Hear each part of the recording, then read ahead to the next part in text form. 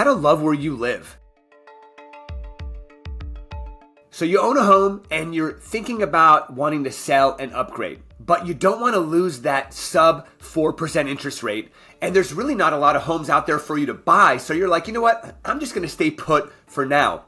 Well, here's 3 things that you can do to love where you live. Number 1, hire a designer to repurpose your space. If you're looking for more room, maybe it's a simple declutter. Maybe it's different styles of furniture. Maybe it's new kinds of design to create more purpose in the home that you already live in to get the space that you want. Number 2, make those upgrades that you've always wanted to make. I can't tell you guys how many times I get together with a homeowner that wants to sell and they're like, Robert, what should I upgrade before we list our home? No one wants to upgrade anything before they list their home.